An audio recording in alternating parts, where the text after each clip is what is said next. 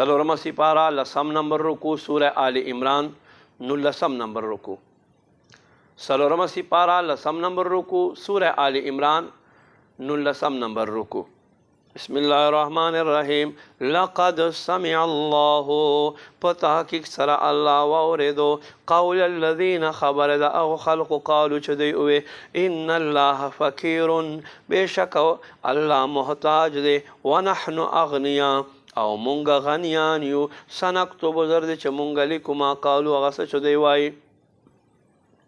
وقتلهم الانبیاء او مونگا لیکو قتل کول د دوی نبیانو بغیر حق پناه حق ونقول مونگ دوی توایزوق وسکی عذاب الحریق اغا اور والعذاب ذالک دا بما پاس قدمت ایدیکم چتا سلا سنونو بیکلو ان اللہ بے شک اللہ سب ظلام للعبید ندے پخپلو بندگانو باندې ظلم کون کئ الذین اغا خلق قالو چدی وای ان اللہ اهد الینا بے شک اللہ مونگ سره اقرار کړه دے اللہ نؤمن لرسول ادا چې مونږ به ایمان نه راوړو په یو رسول باندې حتی یاتینا بقربان چې د مونږ خواته راتګو کې په یوې قربانۍ سره تاکلوه النار چې هغه قرباني وخوري اور قلت ورته فرمایا قد جاءکم رسول من قبل په تحقیق سره راتګو ستاسو خواته رسولانو من قبل ایمان مخکې بالبینات پخکارا نه خو سره وبالذي په سره قلتم چې تاسو غوښته فلما قتلتموهم بیا تاسو ولې هغه شهیدان کول کنتم صادقین که تاسو رښتونی فإن كذبوك پس کچیر دوی تا دروغجن وګرځي فقط كذب الرسل من قبلك په تحقیق سرطان مخک رسولان دروغجن ګرځولې دي جاءوا بالبينات اغه رسولان چې دوی خواته اخکار نه خراوړي او زبر او صحیفه والکتاب المنیر اورنا کون کې کتاب کل نفس ذائقة الموت هاریو زیروح بمرگ زی کسکی ان و انما توفون اجورکم یوم القیامه بے شک تاسو ټول ته قیامت پورا پورا بدل ملاویږي فمن زحزح عن النار پس څوک چې بچ کړلی شلو اورنا و ادخل الجنة جنت ته داخل کړلی شو فقد فاز په تحقیق سره دا کامیاب شلو وما الحیات الدنیا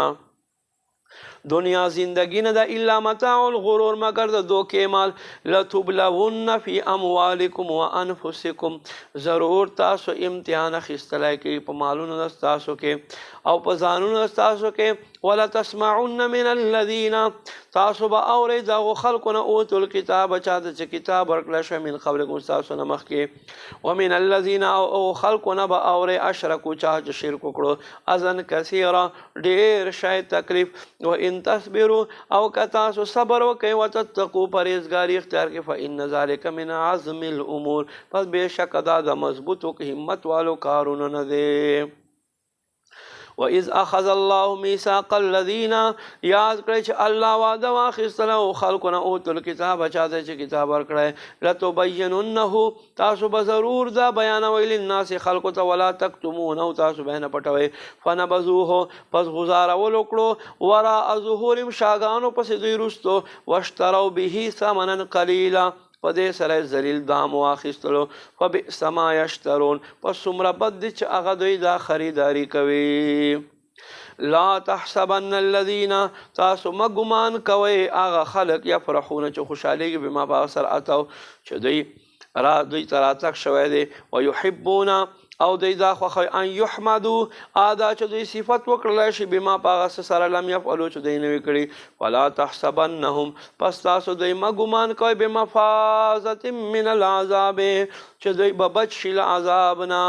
ولهم عذاب علیم او دوی د پاره درد والعذاب دی ولله ملک السماوات والارض اللہ لرد باچائی دا اسمانونو دا زمکو واللہ علا کل شیء قدیر اللہ پا ہر یو شیز باندے قدرت لریم